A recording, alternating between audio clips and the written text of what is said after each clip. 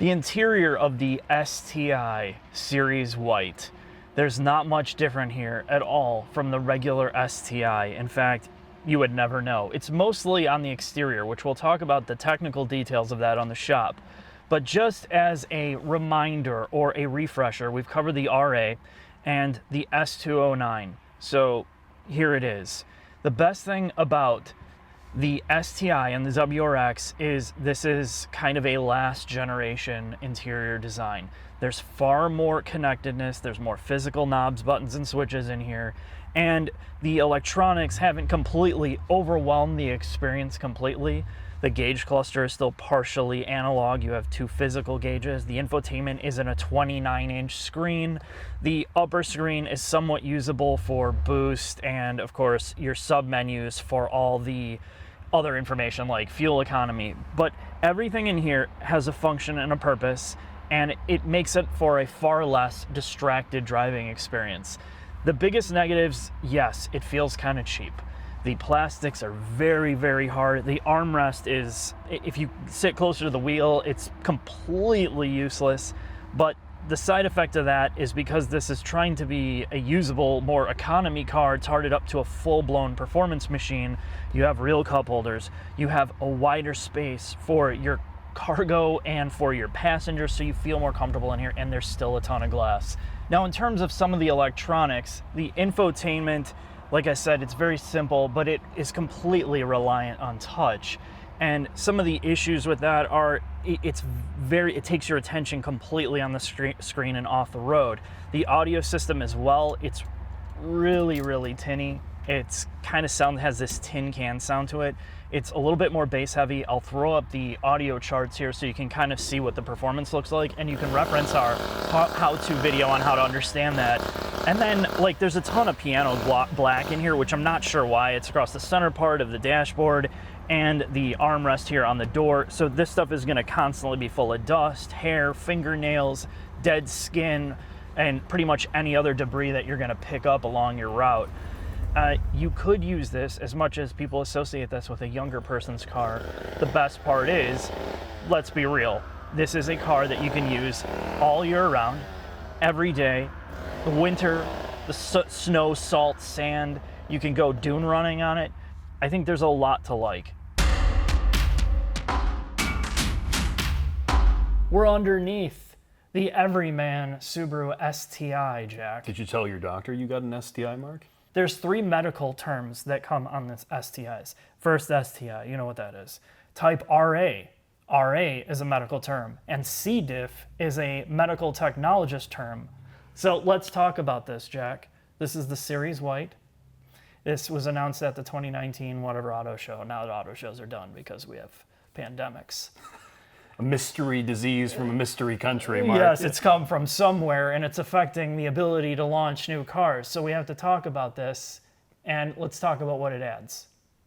So from what I understand, Mark, you have an exclusive paint bits. Your exterior mirrors, your front mirror caps are now black. And you have a white color that's exclusive to this. Oh, wow. And you have some cherry blossom accents in the grill, too. You got cherry blossom accents. You get silver Brembros. Oh, wow. On the STI. Why aren't they white, though, Mark? This is the white series. Because white would get brake dust on it, Jack. Fair enough. Okay, but silver doesn't.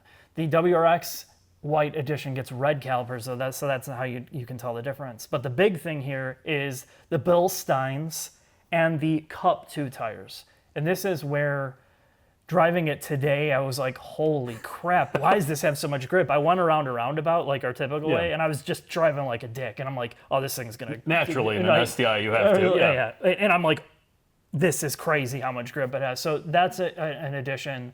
And then everything else is pretty much standard. And they are a welcome addition. However, you will be replacing them in about no more than 10,000 miles. Yeah, if you're lucky.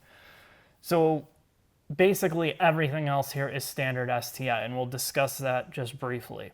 You have aluminum lower control arms. You don't have the draw stiffener as we saw in the S209. This isn't as rigid as the Type RA, but this is the most livable version of this car. Yeah, it's a strut front, multi-link rear car with a true all-wheel drive system. Correct, which means you have a limited slip center differential that is electromagnetic. It is not a mechanical unit, and a torsion unit in the rear. and you have a DC-CD controller. So let's head into the middle here somewhere and we'll talk about that. All right. Exclusively to the STI, you get the DC-CD controller, which allows you multiple manual steps, plus or minus, and an auto mode. Plus or minus. Plus or minus, correct. So the whole concept of this, it's not to change power or to change torque. It's the way the electronics work. So if you are in snow or gravel, you would put this in Auto Plus. It gives it more of a locking effect, like a four-wheel lock button would. And it's using the wheel sensors and your stability control to basically allow you to pull yourself out of slippery or wet conditions. Correct.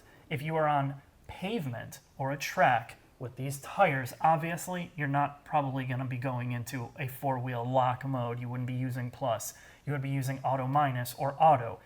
Use the computer to figure out how to use the center limited slip differential. Again, electromechanical unit.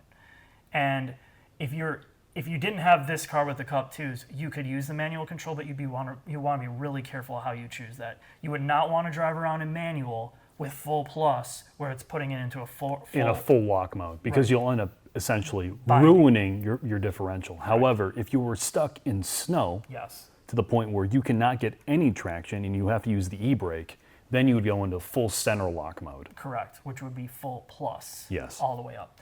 So let's talk about the back, and then we'll get this out on the road, Jack. All right. In the back, we have the traditional multi-link that has not changed forever. You have a Torsen limited slip in the back. You have what looks like to be the same parts they've used for the past 20 years. And there appears to be some undercoating on the subframe and lower control arms that I have. Is that because Subaru's rust, Mark? That's not what I said, Jack. That's not what I said. Bilstein's in the back, coilover design, and again, there's a 6 billion parts for this thing that you could modify to your heart's content. Quickly about the motor. It's an EJ motor. It's been around for about 1 billion years. I think you said, what, from 1990, or was it 80s? Late, the EJ. The EJ came out, yeah, late 80s, early 90s, all the way till now. And I believe they're planning on killing it off in the early 2021, 2022 and model it's years. more than likely for emissions and all the other stuff, fuel economy. But yeah, this motor makes 310 horsepower, same 6-speed manual as we've always seen. Let's get it on the road and really push ourselves to the limit here. All right, Mark, I'm ready to win.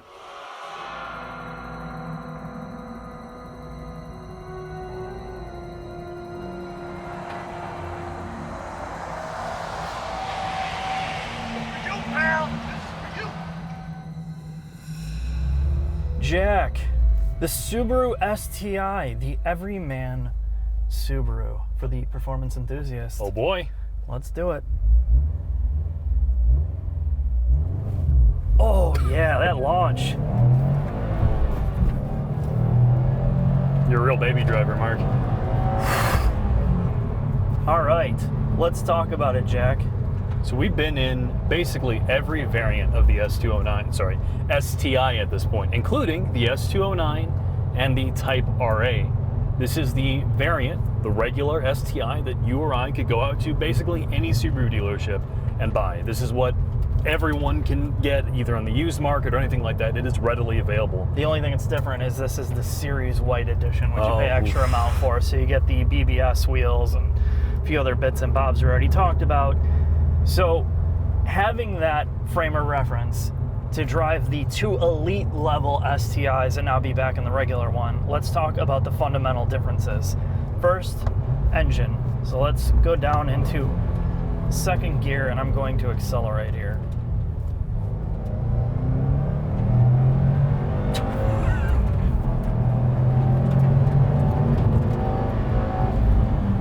So the first thing you're going to notice in first and second gear, this car has some strange tuning things going on, either pulling timing or cutting boost. Which is not unique to the base STI. If you watch our S209 video or the Type RA, they have the same problem because fundamentally all of the cars have an EJ motor. Yes. So for whatever reason, due to emissions, whatever it is, this is why so many people go to the aftermarket to modify these cars, to change the tuning, to make the experience more consistent. However, when you get into third and fourth gear, that's where some of this disappears, at least on this car. I'll go down into second, into a corner, kind of feel it chug a bit, but now on third, it pulls and pulls and pulls. And that feels more natural to me. And then we get into the transmission. I get some weird lockout in third gear once in a while, but for the most part, the transmission you get used to. The clutch take up, the bite point's really high compared to most cars, so you got to adjust to this. But this is every manual transmission car, and that's one of the beautiful parts about enjoying the experience of driving a manual. Every car has its own nuances, and you once you adjust to it, you really appreciate certain mechanical things that they do. How do they compare? How does this gearbox compare to the Type R or the Hyundai N Veloster to you?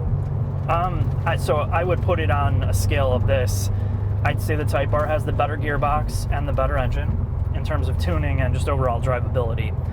The N has kind of the second better gearbox. It still feels a little bit plasticky, but it's way more direct and consistent. This has the most heaviest kind of clunky feel to it, and it has the worst clutch take up of it. So there is some benefits here in terms of heft. This has the most 90s car feel to it in terms of all the inputs.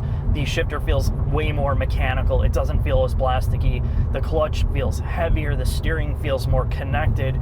So in terms of feel, this has the best setup than all of the other competition, but there's just the edges haven't been smoothed out. A lot of the refinement is not here that has been redeveloped in the newer cars. And on top of that, the throttle sensitivity and the linearity of your throttle inputs don't make a whole lot of sense. Kind of like the Challenger we just got out of.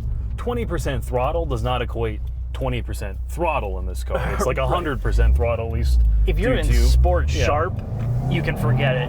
Sport Sharp is not connected to reality at all. Like, you could put your foot down like 10% and it's like 60%. So putting it in sport mode's a little bit more natural, but one of my biggest complaints is if you're going flat out, I'm gonna put my foot down, acceleration feels almost identical at like 65-70% as it does 100%. And this is just all, again, it's all tuning, it's all throttle mapping. And this is something that Subarus across the board have some issues with in terms of the WRX, the STI, the S209, all of them have the same problem. But the main thing that you're gonna notice that's different from this car, from the Type RA, and more so the S209, is this.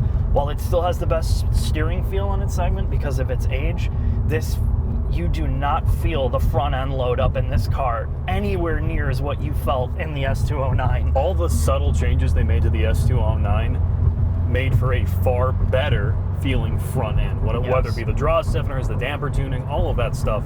The front of this car on center, so if you're like say 5% off center and the steering feels identical, but once you get into this corner, you start loading up the front end. You don't get any of the feedback, or it's more numbed out. Yeah. Like you definitely feel it load up a little bit, but you don't feel the impact through the suspension. This feels definitely more softened, where the S209 has a more manual steering rack feel to it. It's definitely transmitting more vibration and connectedness from the wheel, the tire, all the way through the suspension of the wheel, and you don't get that. I mean, you still get it, but it's not as heightened here. It's not numb by any means, but it's not as rewarding as the S209. Well, and this is the problem. We're going backwards. We're going to the most expensive and most tuned to the most basic. And, you know, this has nothing to do with, we're just bringing that up as kind of talking points, the differences between all that. But we have that reference point. Right. If you're not coming from those cars and you're coming from a WRX, this is amazing. It feels faster. The all-wheel drive system is far superior. You kind of can get rid of the understeer effect of the STI, playing around with some of the differential settings. Of course, you're going to need to do alignment and other things aftermarket to completely neutralize understeer, but this is so fun to drive, like we've talked about in all the other car videos in terms of the STI, the WRX. I can see why so many people love this, and it will continue to be sought after in the used market for probably the next 15 years or indefinitely. And if you live in the Midwest, unlike the Type R or the Hyundai N, you can drive it year-round, and when you throw snow tires on this thing, it's amazing. A beast. Yeah. So let's get into the final thoughts, and we'll talk about all the pros and the cons. All right. It's no surprise that we've covered plenty of Subaru vehicles like this, and that's because they are incredibly popular. They're affordable, attainable, and completely usable. I can take this in the Midwest in the worst weather and still enjoy it as a sports car. The fact that people are obsessed with modifying it, there are companies that prey on people that just have disposable income to modify it, means that this can go from like a normal car to something that would probably piss somebody off to the extreme. Now, the Series White is an interesting addition because it's taking this and adding things that make it a better street car for somebody that enjoys driving on pavement or track duty. Real tires, the dampers have been retuned slightly, but it's still great riding on the street without beating you up. And it's exclusive. There's only 500 of these, which I'm sure they're gonna sell all of them. And I think the main thing to talk about here is this is one of the last of its type in terms of 90s-ish, 2000 car design, where you have somewhat analog interior, real knobs, buttons, and switches. Not everything's been replaced by screens. You still have a steering rack that feels like you're connected to something, a manual transmission. All the core fundamentals are here that people love in terms of a sports car experience, that we know this is going away. So I have to celebrate this. At the same time, you know the Subaru problems. The engine is old as hell. There's still problems with it after all this time. You know, dealership experience in terms of service has been sketchy. The Subarus I've been exposed to that have been used in the salt and snow have a ton of rust and corrosion issues. But these are things that most people are willing to deal with and are well known. I'm just preaching to the crowd.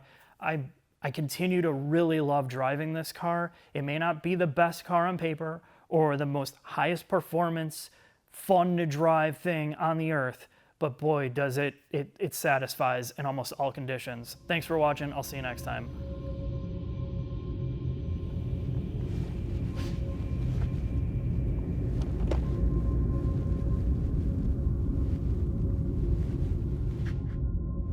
All right, guys, you did great today. You ran so well and perfect. I just want to introduce you to our new friend here, XL12. Oh, she's so tight and sharp. I'd hate anything to happen to you. I think that young gentleman with the white Japanese car, I think we're going to use the C5 on him. But his guts would look lovely on this lightweight Sears. You know, I really love to hear this. I just got to hear this. Oh my! Oh! I need a selfie.